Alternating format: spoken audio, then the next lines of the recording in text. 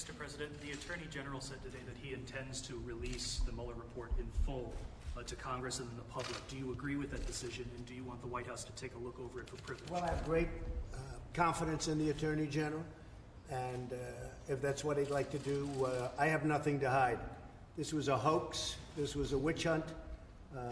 I have absolutely nothing to hide, and I think a lot of things are coming out with respect to the other side, but I have a lot of confidence in the Attorney General. Mr. President, are you going to be talking to President Putin about Venezuela? We will probably be talking at some point. We're looking at Venezuela. Venezuela right now is a big fat mess. The electricity's gone, power's gone, fuel is gone, gasoline for cars is gone. They have a lot of electric cars. That's all gone because they have no they have nothing. What a job. When we talk about socialism, take a look at Venezuela. So I'll be talking about to a lot of people, perhaps President Putin, perhaps President Xi of China. My people right now are in China. We're negotiating the trade deal. We'll see what happens, but we're doing very well. How did those round of talks go? I think it's going very well. I mean, the trade deal is going very well. We'll see what happens, but it's going very well. They're in China right now, the highest level of our people, meeting with their people. Then they'll be coming back here for another round. It's a very comprehensive, to use a word that some people like, some people don't like. I think it's okay, but it is a very comprehensive, very detailed enlisting of problems that we've had with China over the years, and it's going to have to be a great deal. If it's not a great deal, we can't do it. We can't do it. Do you plan to name a new defense secretary soon? I'm very happy with Pat Shanahan. I think he's done a really great job. We knocked out the caliphate. We have now, if you look at Syria, what happened in a very, very short period of time, far shorter than people said it was even possible. We're working together very well on the wall and on the border. I'm very upset with Mexico. I think Mexico is doing a lot of talking. They have the strongest immigration laws anywhere in the world. They probably have the strongest. And we have the worst. We have the weakest, the most pathetic, the most laughed at immigration laws anywhere in the world. They're the Democrats' laws. And I got stuck with them. And I hope Congress is going to change them rapidly. They have a lot of opposition from Democrats, not because the Democrats don't think they'd be right in changing them, just because they don't want to make anybody look good. They want no victories. They don't care if the country suffers. They don't want any victories. We have 2 brand new caravans coming up, if you can believe it, 2 big ones, and they're coming up. And Mexico could stop them very easily. Mexico has a trade surplus with the United States for many years of $100 billion a year at least. This is for many years. Mexico has taken a big portion of our car business. Mexico is doing very well because of the United States, and frankly, they have to stop the illegal immigration. We've run out of room.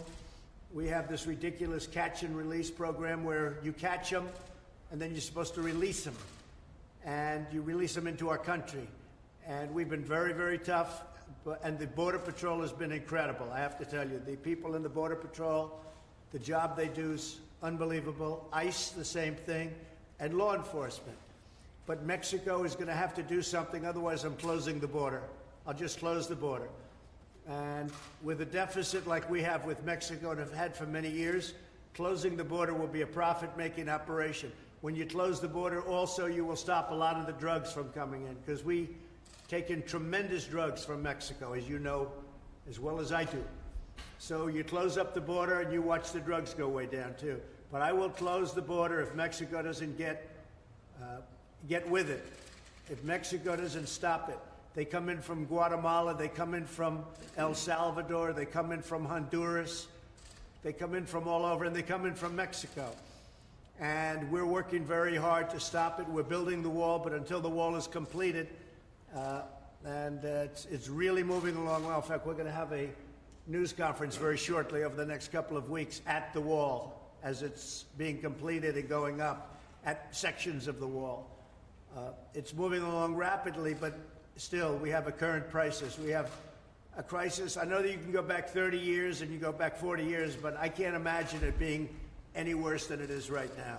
Sir, on that note, 2 children died December in U.S. custody migrant children. Do you believe, given the rising numbers of migrant families and children at the border, your administration is equipped to handle that in a way that it tries to ensure that children are not dying in Well, I think that it's been very well stated that we've done a fantastic job. One of the children, the father gave the child no water for a long period of time. He actually admitted blame. The other one was being brought to the hospital in an emergency, on an emergency basis. It is a very tough situation, and that trek up is a long, hard trek.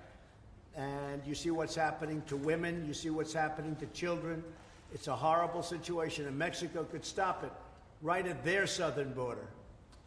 They have a southern border, and they have a border that could be very well structured. It's very easy for them to stop people from coming up, and they don't choose to do it. Well, we're not going to give them hundreds of billions of dollars and tell them that they're not going to use their strong immigration laws to help the United States. So there's a very good likelihood that I'll be closing the border next week, and that'll be just fine with me. Mr. President, can you tell us why you overturned those North Korea-related sanctions? I have a very good relationship with Kim Jong-un. He's somebody that I get along with very well. We understand each other. They are suffering greatly in North Korea. They're having a hard time in North Korea. And I just didn't think additional sanctions at this time were necessary. It doesn't mean I don't put them on later, but I didn't think that additional sanctions at this time were necessary. They are suffering greatly. They're having a very hard time in North Korea. And I think because of the relationship being a good thing, not a bad thing, I think it's very important that you maintain that relationship at least as long as you can. But we get along very well. We have a very good understanding, so I didn't think that those sanctions were necessary at this time. Have you spoken to Chairman Kim since? No, I have not. Were you upset that your Treasury Department put those sanctions in place? Did they run those past? Not at all, because they were intended to go. People thought that they would go at that time. They had the right to do that. I just decided that I would not let it happen. In a certain way, it's like the Special Olympics. For many years, it hasn't been approved, and then at some point it gets negotiated out in Congress.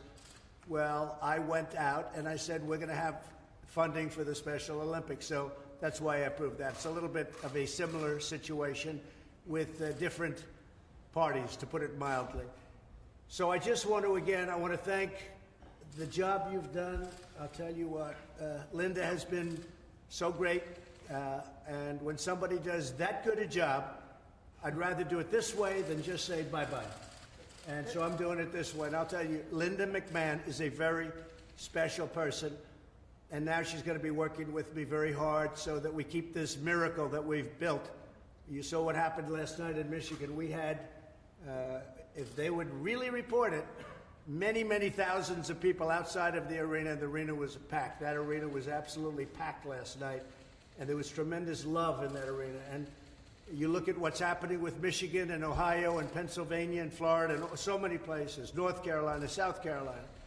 You look at what's going on, Iowa. When you see what's going on in Iowa.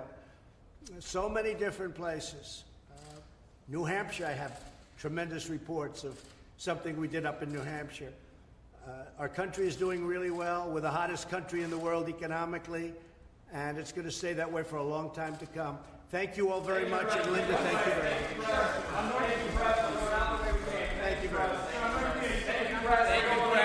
Thank you very much, Press. Thank you, Press. Thank you, Press. Thank you, Rodney.